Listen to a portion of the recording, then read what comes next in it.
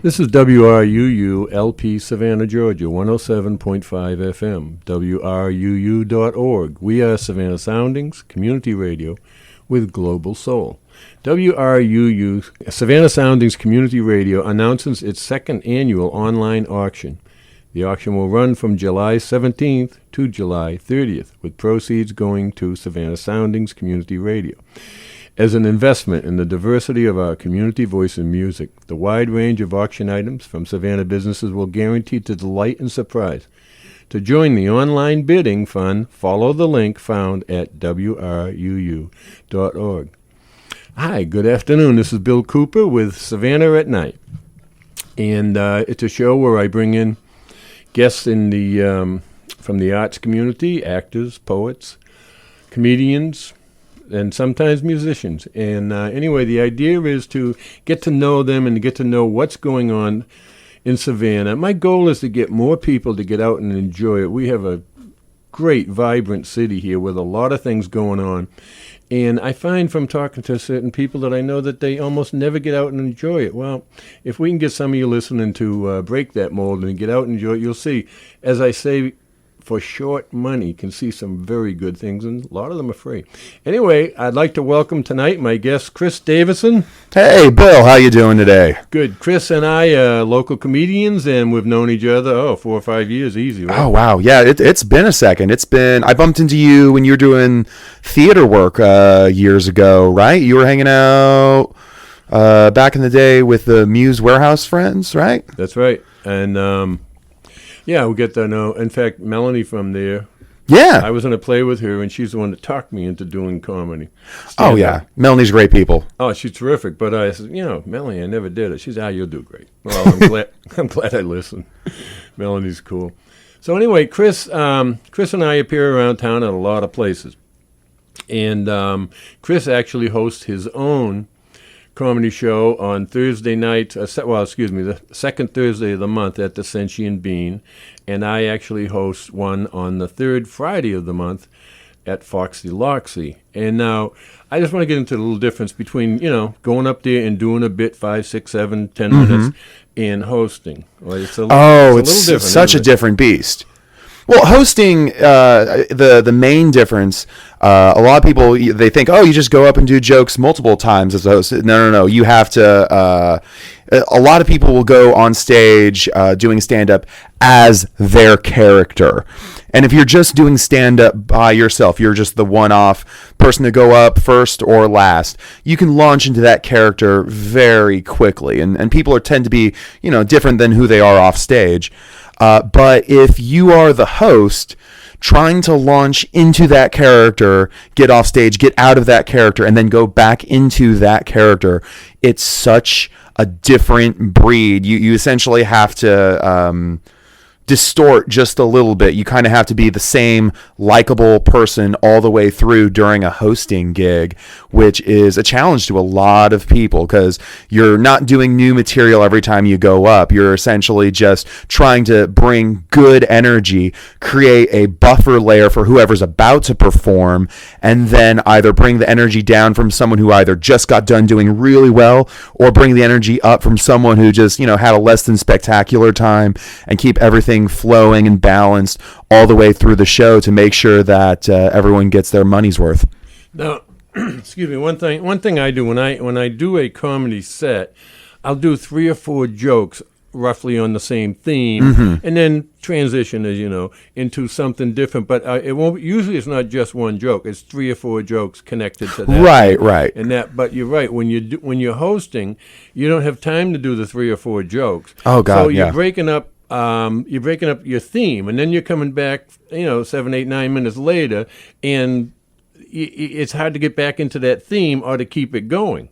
Oh, yeah. Trying to re-enter a joke that you did as a host, like between another person. I've seen newer folks running their own shows, and it always seems just a little bit ridiculous. Just one of those rookie mistakes where it's just like, okay, as I was saying, as if the person who just went on stage wasn't there. It's almost like you're erasing what they just did, which is so insulting. But But primarily, the main idea is not to do new material or worked material. Generally, you either comment upon what was just done, exactly. or set up the person who's about to go. Yep. It's just a simple thing you learn. I don't like to have rules in comedy, but there are general guidelines that you should usually follow when making sure that everyone has a good time as a host. And you know as well as I, you're surprised. Sometimes I'll set someone up with something I thought was funny, and they'll just look at me as they come into the stage. Like, why'd you say that? But other times, like Gerard Smith, right? Oh, he's so good. You can say anything, and he has an answer for it that's funny. He's good like that. And instantly. And like one time, Gerard, who's about a third my age, I said, I am lucky tonight. At my age, my grandfather is here. Welcome, Gerard Smith. Yeah. And I thought that was funny, but he come up and slayed me with his answer. And that's what he does. Oh, man. Gerard grew so much as a comic so quickly. It's funny, you talk about hosting things at the Bean. I remember one of his first, it was probably like his third or fourth time going up. And I'm hosting at the Bean, and my nerves are pulled 3 or 4 different ways. And the room it's a good room, but the energy is a little high. It's a little boisterous. It's right. a little bit, just a little bit like a punk rock room. People, you kind of have to calm them down. And I remember I bring him to the stage. Gerard starts his first joke, and this guy at the back of the room, at the top of his lungs, yells, "You suck!" And I made a mistake, sort of, because I'm not the kind of person who will tolerate that at all. And here's where I made the mistake. The guy says this. Everyone in the audience hears this. I am I just stormtrooper to the back of the room, and I find the guy who says this. I look him in his eyes, and I'm just like, if you ever say that ever again, I will throw you on your head out of this building. Do you hear me? Meanwhile, the entire audience is looking at me instead of Gerard. Right. And then Gerard is trying to deal with a heckler. You reacted. Yes. You didn't cause it. Yeah. And I'm just saying this is how some things can get out of hand. I got to honestly say, in doing comedy almost 5 years now, I've never been heckled. Now, that is not a wish, folks. Well, you're also 3 times as tall as Gerard. And I love Gerard. Oh, okay. But the reason I call that a mistake, it wasn't that I quickly acted or that I had a reaction. It was that in that little moment, I robbed Gerard of his ability to deal with a heckler on his own for the first time. You're right. So I was kind of, mother birding the food down his throat instead of like, okay, hold on, Gerard's going to learn this. So he had a back and forth, and it kind of tempered out, and he didn't have as good of a set as he could have because I intervened instead of giving the comic the right to respond.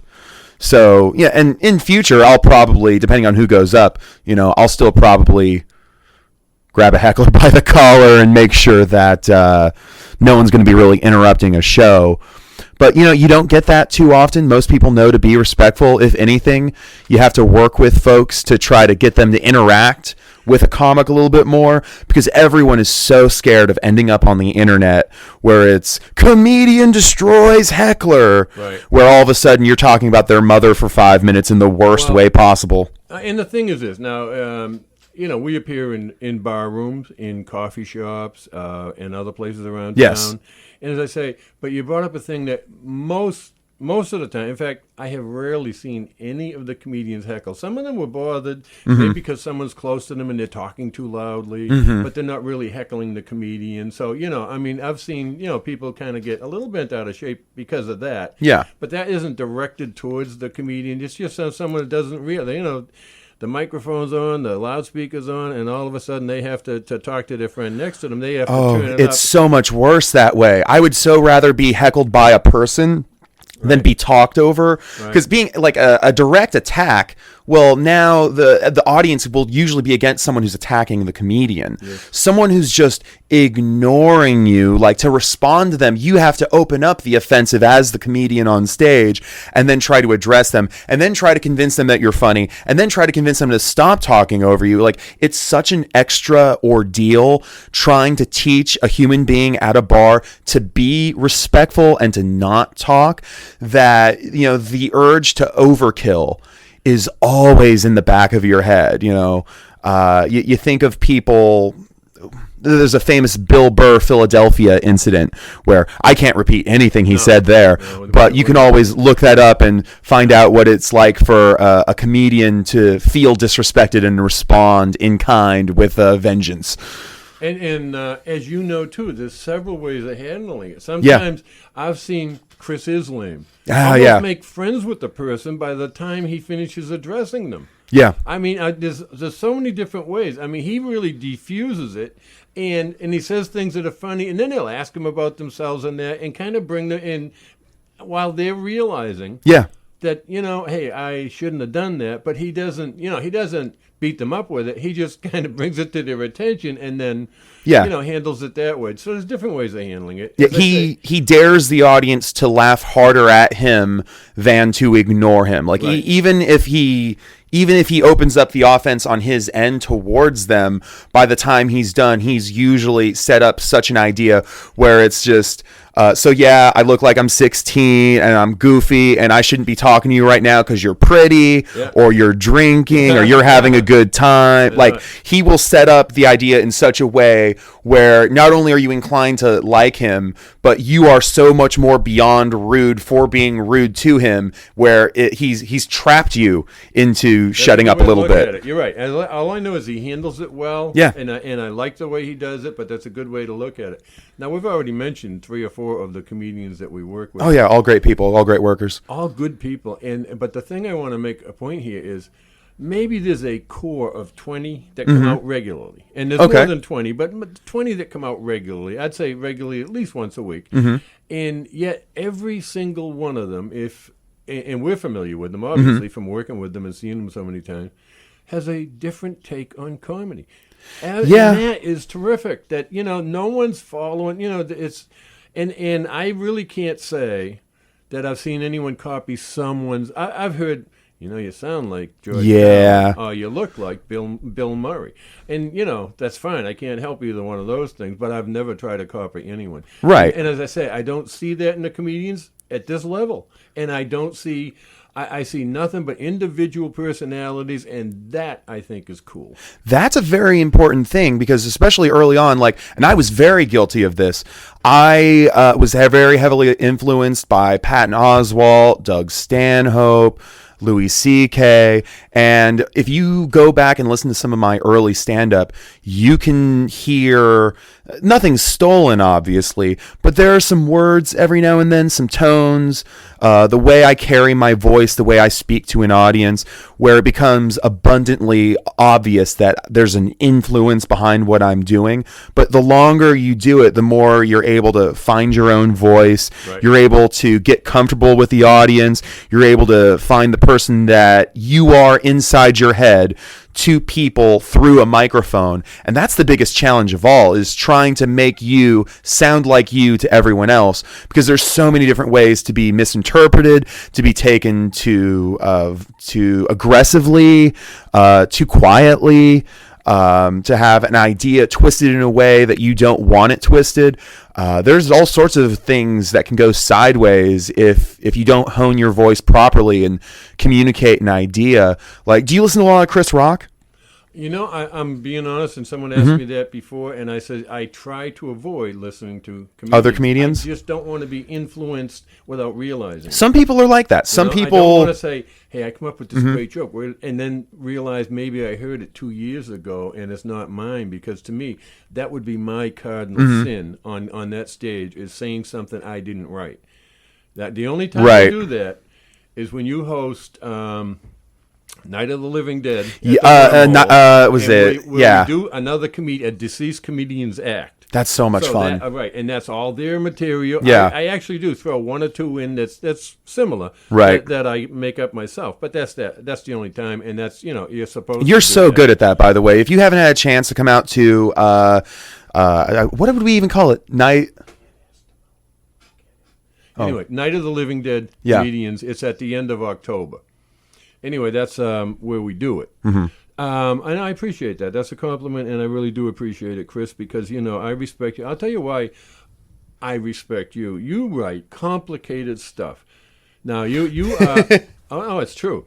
I think you, Rath writes a lot of good stuff. Obviously, a lot of people do it. Gerard. Yeah. However, you write complicated stuff that you get up there, and sometimes you get anyone that's in there is listening to you because we want to follow you on this, and we want to seem at least close to as smart as you are to come up with that. You really do. You write great stuff. I really appreciate that. It's not. I write simple things because that's the way I've lived my life. Mm-hmm. But you go off into an area that you're on a trip all your own there. But it is, once again, it's interesting. It's intelligent, and whether or not I like that, well, to be honest, as I said to you earlier, you do a lot of what's considered dark comedy. Yeah.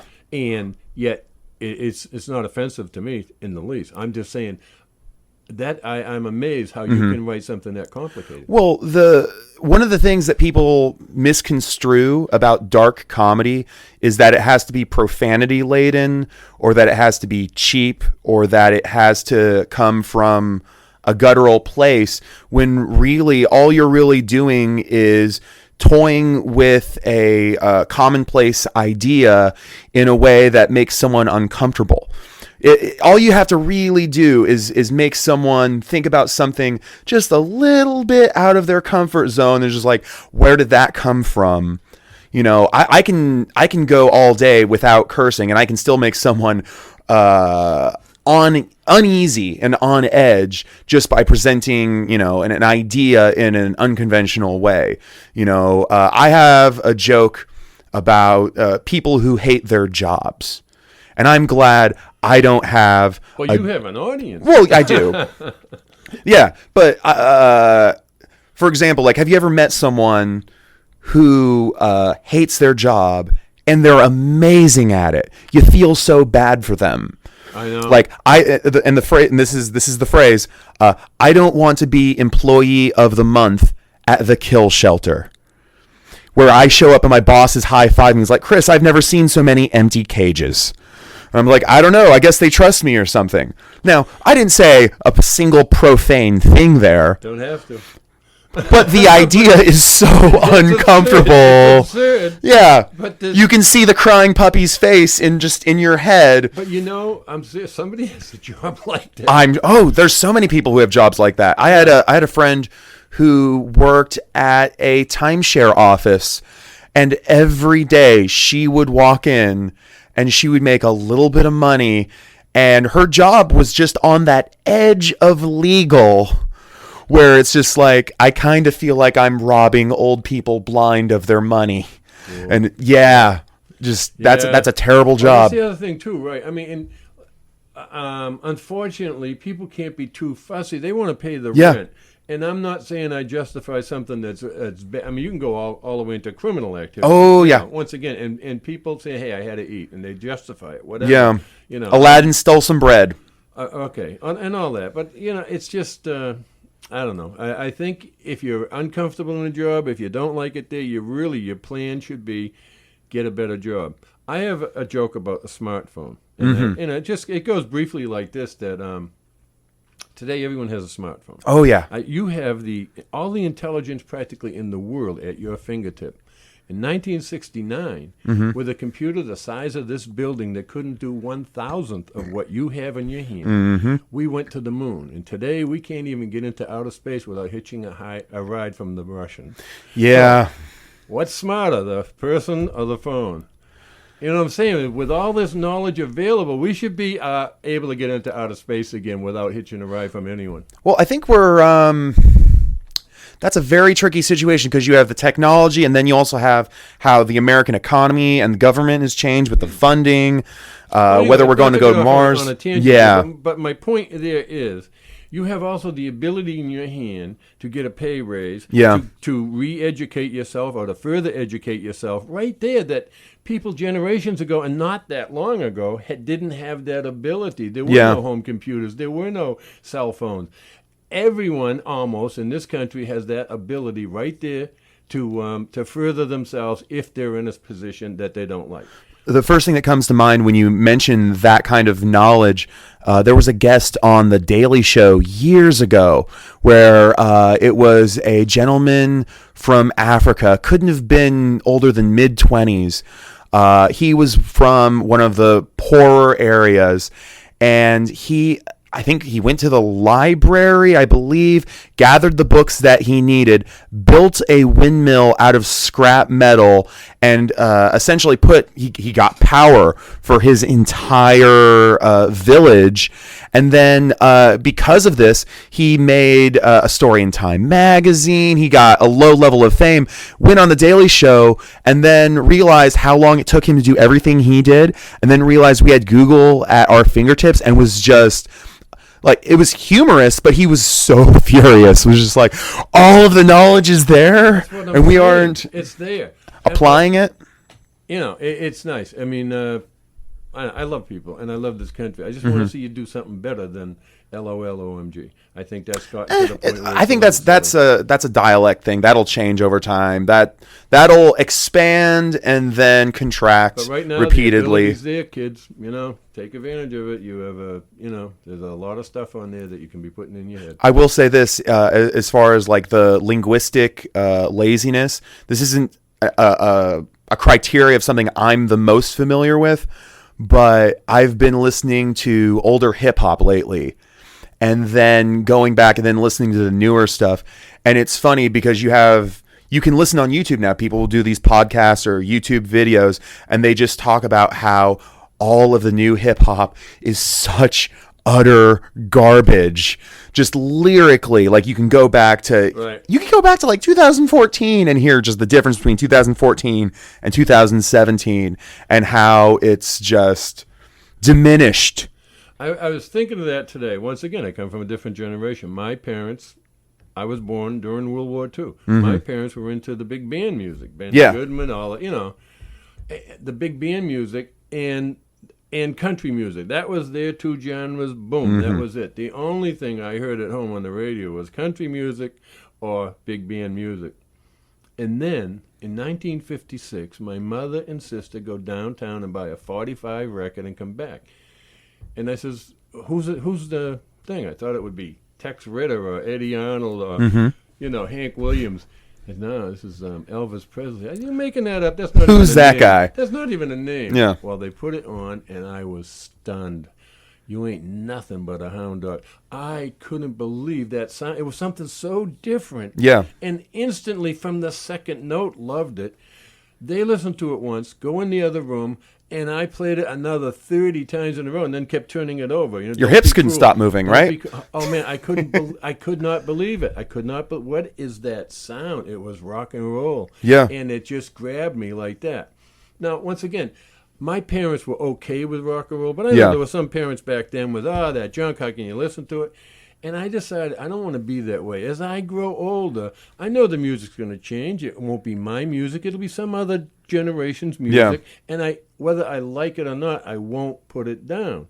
And, pretty much that's the way I've developed. I just, I understand it's your music. You can't get me to like it, maybe, or certain things, but it doesn't mean it isn't good to you.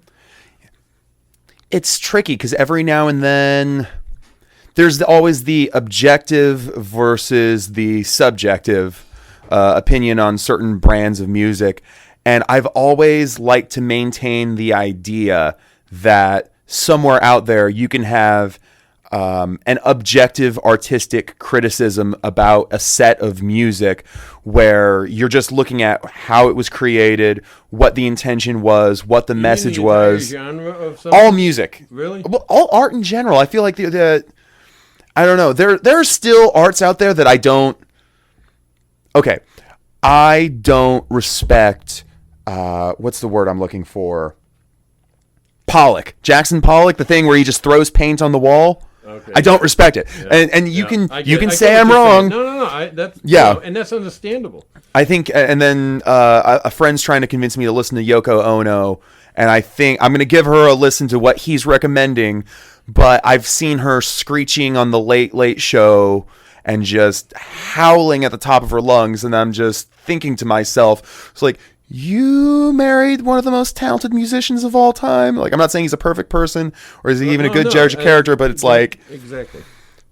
It's like we can have a little. We can say this is good and this isn't as good as this, right? I mean, there has to be something. So, to get to my definition of good music, the definition according to Bill Cooper is this: if you like it, it's good. Period. It's hard to argue with that. Okay, we're coming up to the half-hour point. You're listening to Savannah at Night, and this is WRUU-LP, Savannah, Georgia, 107.5 FM, WRUU.org. We are Savannah Soundings, community radio with global soul. And now I'd like to play a word from our friends over at Sentient Bean.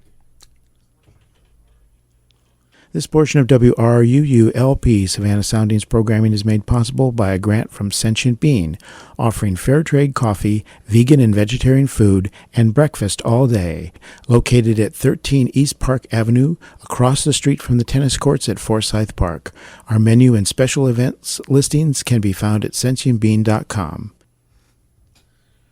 All right, thank you. And now I'm back here again. As I said, this is Bill Cooper with the show. Name of the show is Savannah at Night. And if you just joined us, the idea is to get people in here that are involved in the arts in Savannah. There are so many of them, so many talented people. I got involved in the arts 13 years ago. I got into a play. First time in my life I ever acted on a stage, and I loved it. And from then on, I did a bunch of plays, did a bunch of Savannah College of Art and Design films, and did some bigger films. And then I got into comedy 4.5 years ago. So I mean, I have met a ton of people in this city, and I'm never failed to be amazed at every one of them, how dedicated they are, how much they like it. You know, some people say, oh, it's just community level. I want to tell you something. John Wayne was community level at one time, so that doesn't mean anything. You know, it's the Beatles were community level at one time. Everyone was community level. So except Kiss. Okay. But anyway, they lied their way to a stadium. Yeah, nice. They get paid, right? Oh yeah. Oh, Gene Simmons would never go without being paid. Right. Whatever you want to say about him. People wouldn't. Yeah. Anyway, to get back to my point, there's so many talented, good people and good things going on in the city, and my idea is just to bring your attention to it. Hope that you can someday get out more and see something. In fact, my wife Marianne and I, the other night, we went and saw the Underpants out at Armstrong. Now, just 1.5 years ago, it was done here at the Muse. Just to clarify, I'm not familiar. Maybe some of your listeners aren't as well. You went and saw The Underpants. It's a Steve Martin adapted play. That's the name. Oh, okay, all right. Okay, I should have been clearer on that. No, that's fair. That is a in theory, it could be a different show than what I was imagining in my head, as opposed to Bill Just Cooper. Briefly, it's a story of about 100 years ago in Germany, and a woman whose underpants fell down while she was watching the king go by in a parade, and just the funny things that happened after that, because her and her husband were very straight-laced and everything, and this was something she didn't intend to do, but some people noticed it. Anyway, it's a great play. The kids out there did a terrific job. And I hope no one objects to me calling them kids. If you're younger than me, you're a kid. That's the way it is. I'm a 31-year-old kid with Bill Cooper. You bet. Yeah. And anyway, I was in that same play that Collective Face put on about 1.5 years ago. Mm-hmm. So it was interesting seeing different actors and their take on it. And I want to tell you, once again, they were younger actors, and they were less experienced, but boy, you'd never know it. They just did a super job. Back to my point. Get out and see what's going on in this city. As I say, for very short money, you'd have 2 drinks and a tip in a bar, you can see a good play in Savannah. and and good musicians come into town. There's so many good things. We are lucky. It is not a huge city, but it's big enough, and because of the schools here. Yeah. You have Savannah State right in the city. You have SCAD right in the city, Savannah Tech and Armstrong. It's just it has a vibrancy and a feeling for arts that wouldn't be available in a city of this size that didn't have these colleges here. So that's a big part of what's going on in the city. Yeah. One of the other things I do is host karaoke, and I just had a couple customers come back from New York and tell me, they love the show in particular that I host more than the things that they were visiting up there. Just there are certain things that you can get out of a large city if you know where to look, but few of them are as readily available, as closely packed together as just downtown Savannah. Like almost every night of the week there's something interesting going on in the city. I mean, every week of the year there's something interesting going on. Yeah, people from out of town might not understand. Like when we say downtown Savannah, when you compare that to anything else, like you can walk one end of downtown Savannah to the other end in 30 tops? Well, I'm just saying one street. Yeah, one street, 5 minutes. Yeah, but you get, and it is a big historic district. Not to put it down. There's another reason people come to here for the history of it. And the incredible history of it. But it's just, as I say, a great place to visit. I know a lot of the people we perform in front of as a comedian are tourists. They're not, they're not locals. They're our friends are there that are locals. Of course. But a lot of the people downtown are tourists. They're there, and as you've talked to them, I've talked to them. Where you from? Oh, we're on our honeymoon. Where you from? Oh, we're just visiting. We're taking a vacation. And, Ohio or California, wherever. So it's, it's a different audience every time. It's not the same people. Yeah. Yeah. It's certainly diverse. Having fresh people coming into the city, just, people love to rip on tourists as an idea. It's like, they're blocking traffic and they're taking their pictures and they're paying our taxes, putting a lot of money and laughing at my stupid jokes from time to time. Yeah, and mine too. And, it's fine. I love it, Yeah. You're my best friend forever if you laugh at my joke. It's pretty easy. It's pretty easy don't from ask there. much, do we, Chris? Yeah. No, not a lot. Now, okay, you just mentioned karaoke. Now, that's another thing you do. Tell us a little about your karaoke world. Oh, wow. It's such a different beast than what a lot of people think about it, because there's a face association where, it's where people go up to sing badly. And I've never had that attitude towards it at all. My attitude has always been that you go up, you do what you want to do in the shower, or you do what you want to do in the car. You have a good time. You show up with friends. You throw back a few drinks, and then, for a moment, you can capture just a little bit of that energy that you had in your head. The first time you listened to Elton John, the first time you listened to the Beatles or whoever, that moment where everything sounds right. And maybe you hit the note that you normally can't hit, the really hard one at the bridge, and everyone goes, "Oh wow, she did it or he did it." That's something special. That's something that some people will go their entire lives without having. And if I can help bring that to someone in a friendly way, pay my bills while I'm at it, that's a really good job. I enjoy it. It's better than what a lot of people do for a living. It's better than the kill shelter. Well, let's put it to that. I remember when it first came in. I can't remember the year, but it had to be roughly 30 years ago, 25. That I ever saw it. So you were a man, ripe age of 50. I was. Let's see. Early Paleolithic era. What did I say? 30 years ago? Something like that. 30 years ago. 43. There you go. Sunny. And crunchy old Bill Cooper. And I was down in Florida visiting one of my sons, right? And we went out and they had karaoke. Now I have two sons, one of them and a daughter. One of them that is absolutely you probably wouldn't know either one of them, my son, if you met them. But one of them is just off the wall wild, and the other one is absolutely 180 degrees away. Just doesn't have. He has a dry sense of humor that doesn't use it much.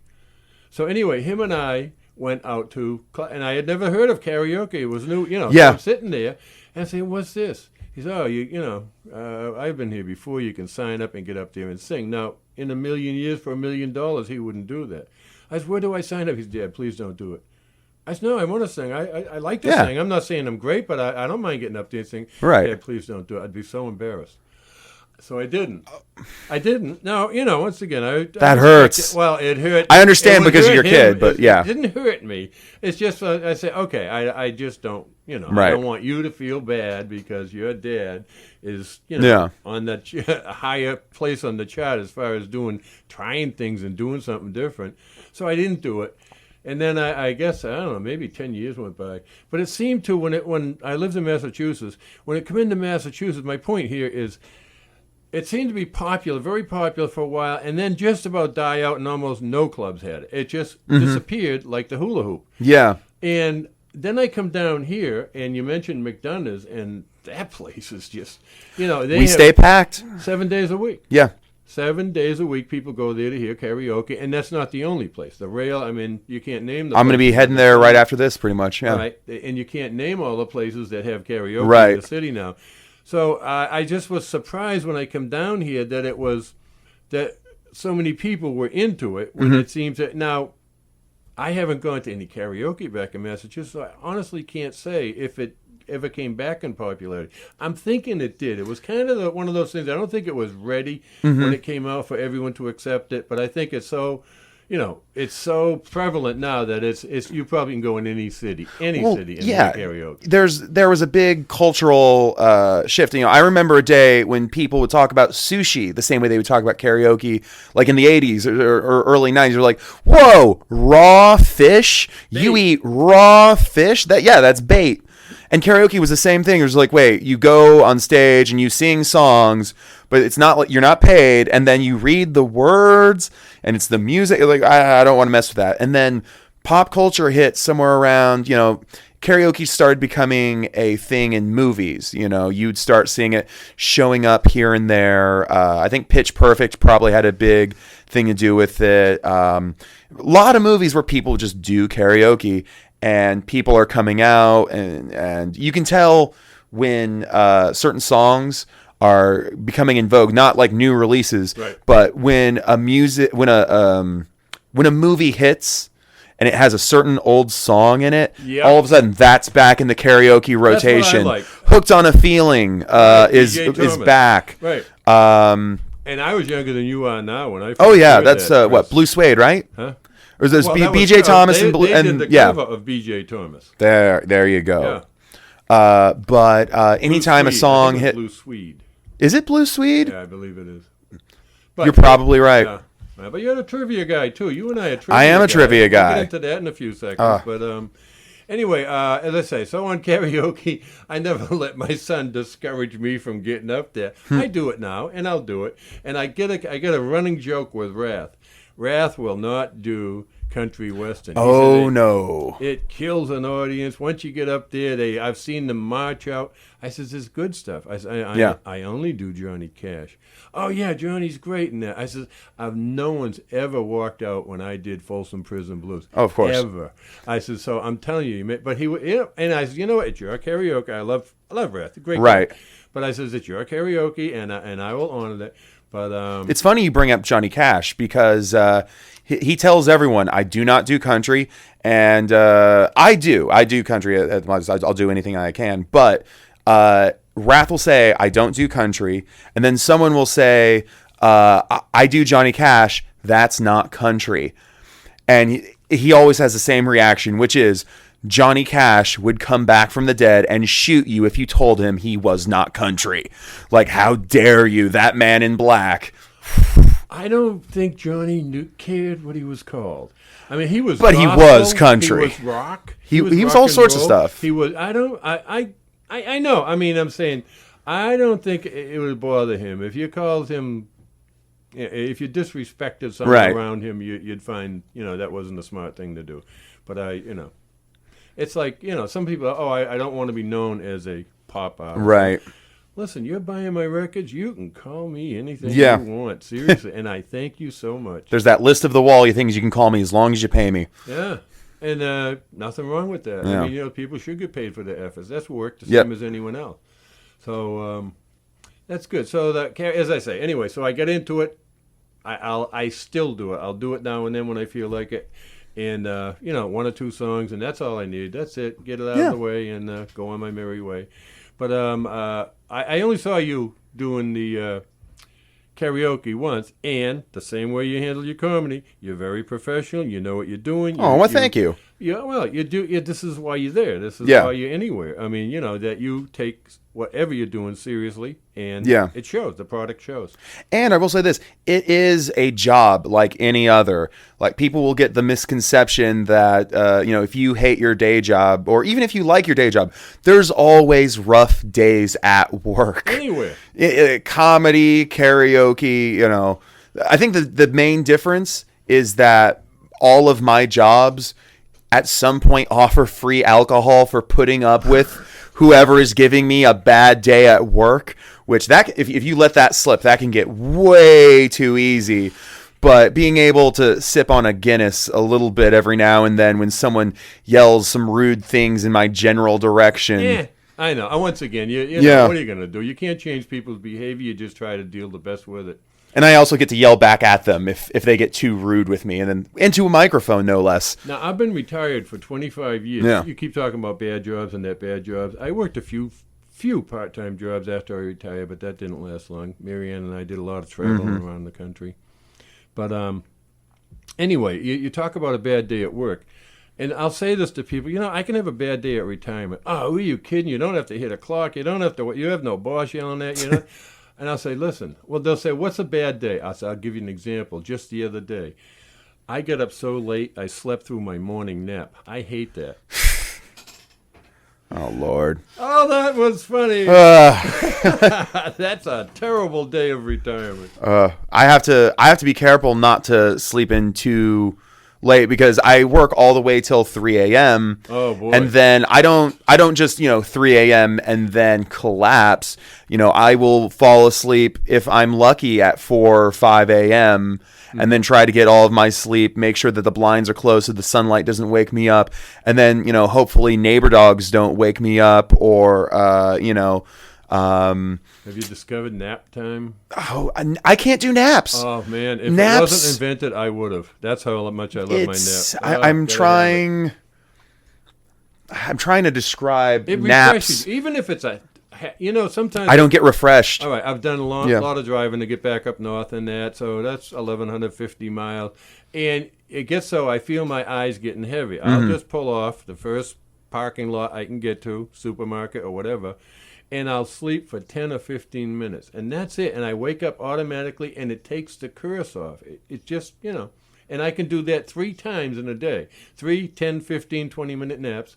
And I'm fine. But if I didn't have those, I'd never go the 700 miles I have to drive in one day. I'd never get that done. See, sleep for me, by the time I want to fall asleep or by the time I'm actually tired, it's the same as being hungry, where if I'm hungry, I want a plate in front of me. I want to destroy that plate, and then when I'm done with it, I want to go back to my day until I'm ready to destroy another plate. Like, if you give me a granola bar while I'm starving, I'm just going to be hungry and angry after the granola bar.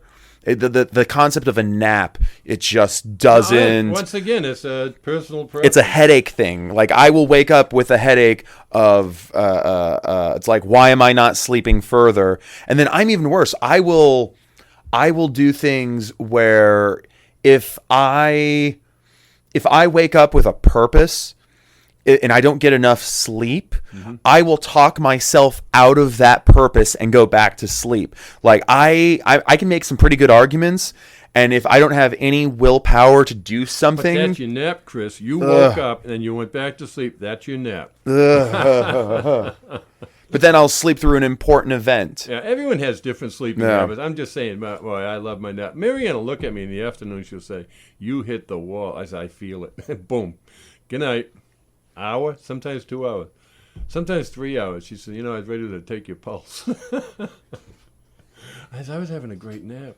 And I'll wake up from a nap, absolutely not know what day or time it is. No jokes about my age. I mean, seriously. I don't think we'll be able to host a show without making a joke about your age. No, it's fine. I'm good with it, actually. But I mean, it's just in the afternoon when I go to sleep. It's just a funny thing. Oh, it's the lights up. It must be It's light out. It must be 7:00.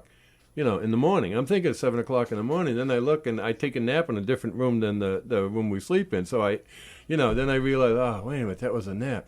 Woo! If I ever napped in the other room, I'd be crazy. All right, trivia.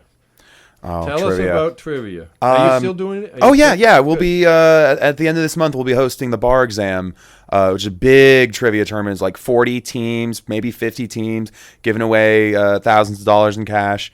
But I love hosting gigs. It's cool because when you do trivia, you're kind of finding out where someone's blind spot is. So you ask a question, and then generally, like, your first question will be something simple. It's, which one of the Beatles wrote blank? Something easy, right. And then by the time you get to the third or fourth round, you're asking, deeper things that you had to be there to remember it, or something that was on a news broadcast once or twice, or how a word is pronounced. Like, there's all sorts of crazy things that we can ask. And you find out who really knows things, and then you also find out what it means to be truly obscure as an idea. And you fill in little gaps in your head. And in a lot of ways, it kind of feels the same way comedy feels, in so much as if I go on a stage, what I'm trying to do is reflect with the audience on something that we all know, but that hasn't been said yet. So if I say... just let me interrupt you for a second here, just so I understand it. Now, these questions that you ask, are they prepared for you and you have to read those? Yeah. We get the questions. The company I work for, there are hosts and then there are writers, and we all work together, and sometimes writers host and sometimes hosts write. Okay. But I work for a good company. It's the same company I work for with karaoke. Okay. So we all work together, and we have the same format. We do different venues together. But you're essentially doing the same thing with comedy as you do with trivia, where you're checking to see what people know. Where with trivia, you pay the audience if they do know something.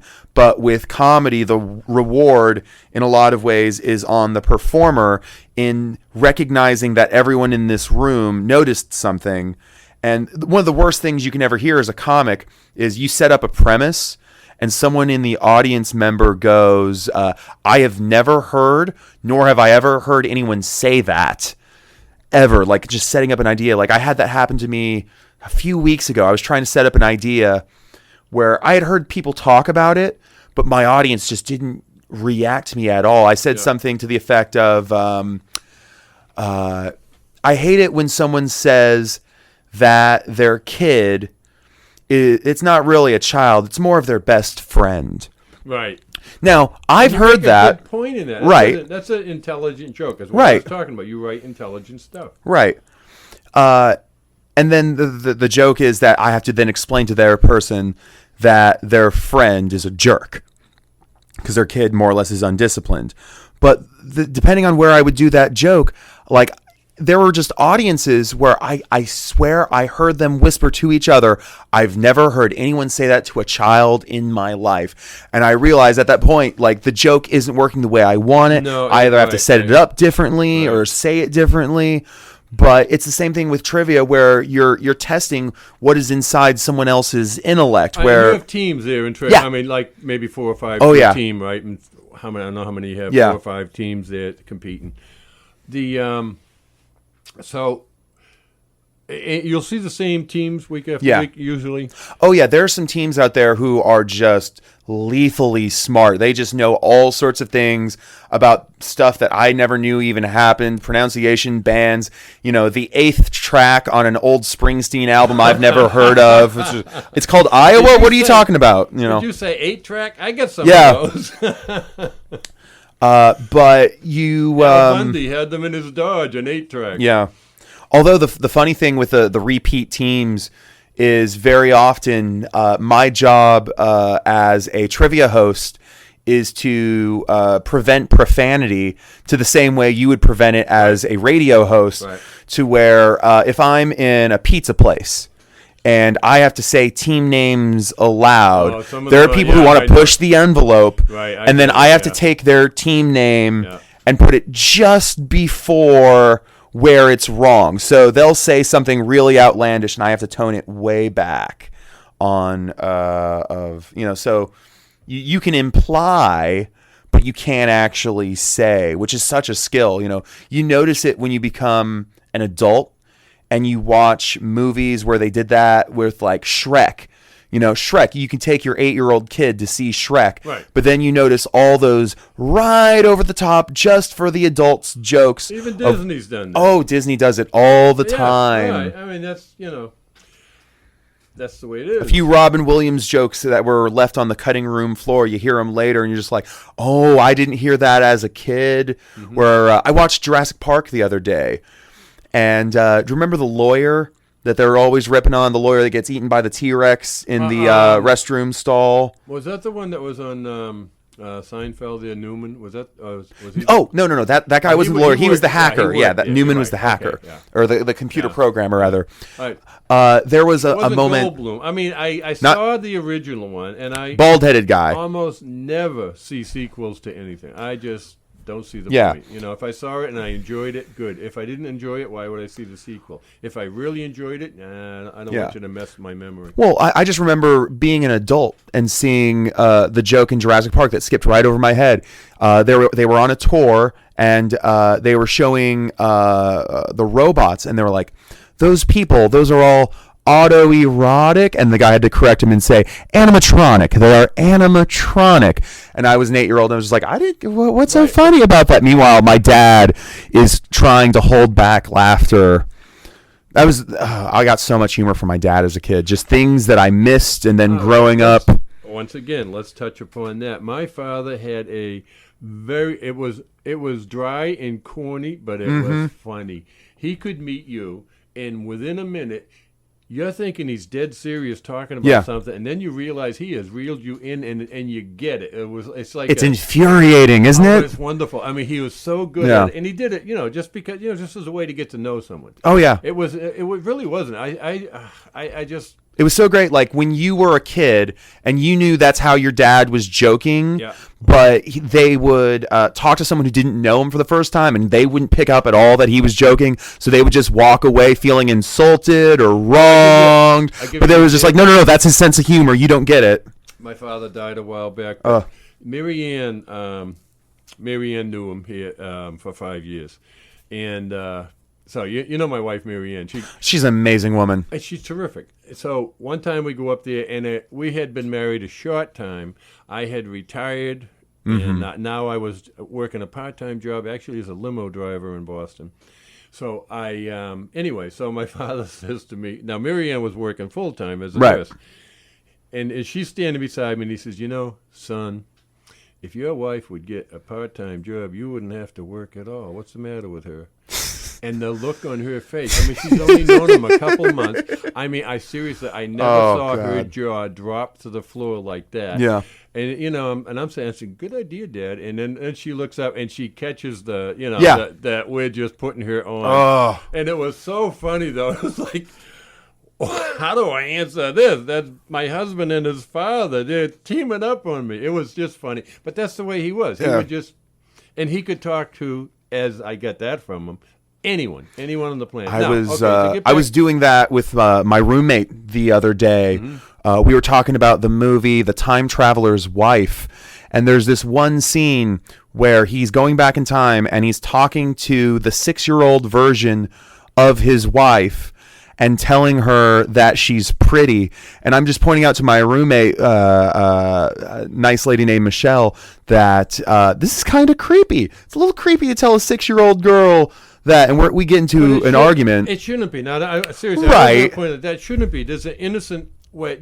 Most contact with children is totally innocent. Right. Unfortunately, because of some You know, Of I course, don't wanna of go course. there, that it has a bad connotation. But here's where you set it up, though. Good This not. is what I get from my dad, and this is how I set it up. We're talking about that movie, and she asks me, "You're telling me that if you had the opportunity to go back in time and tell someone you cared about that they were going to grow up to be pretty, you wouldn't do that?" And my response was, "Well, Michelle, to be really honest, if I had the ability to go back in time and tell 6-year-old you that you're going to grow up to be pretty, I wouldn't do it because I don't believe in lying to children." So, yeah. And that's how you set it up. And then now here's the thing. I say that.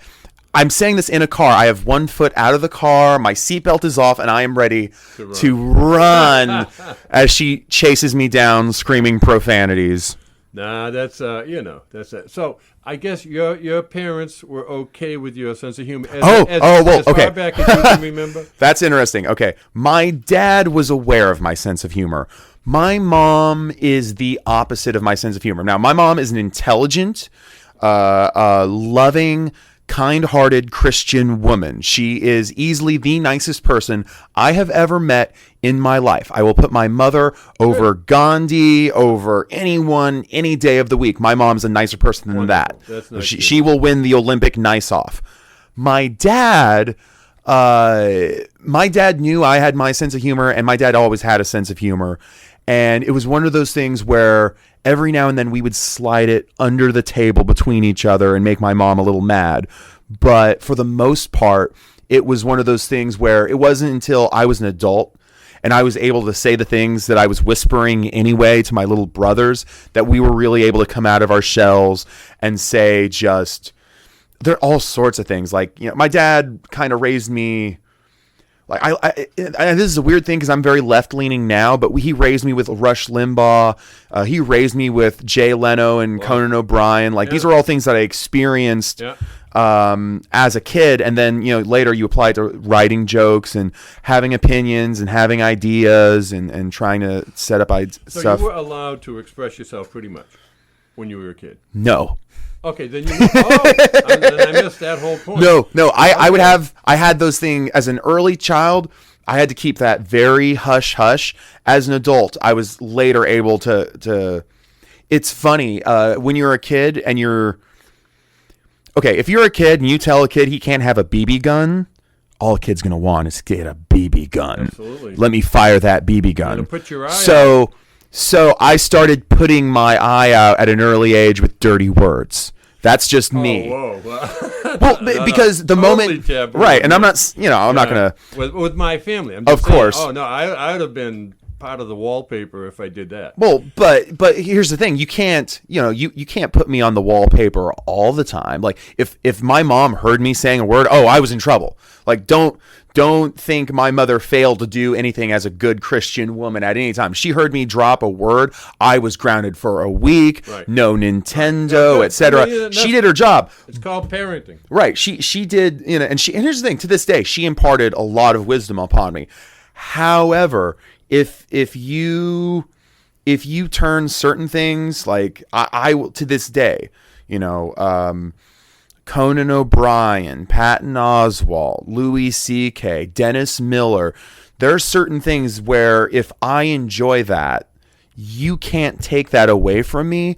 And if you try to take it away from me, it's going to become fetishized in such a way that anytime you're not around me, I'm going to try to have that in my life, and there's nothing you can do to stop me. Right. And it kind of put me on my path with my career, because to this day, like, there are movies that I will watch. There are people I'll be with.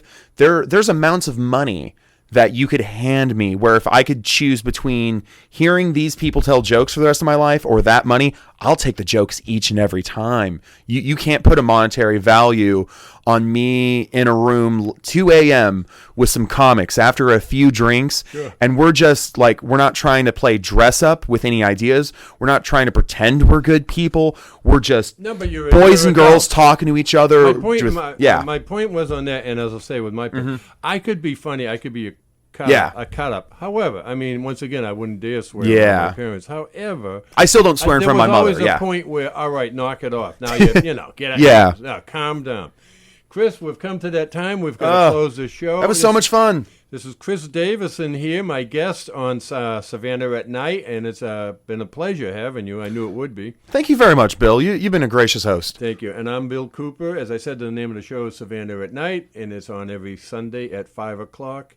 We are WRUULP, Savannah, Georgia, 107.5 FM, WRUU.org. We are Savannah Soundings Community Radio with Global Soul.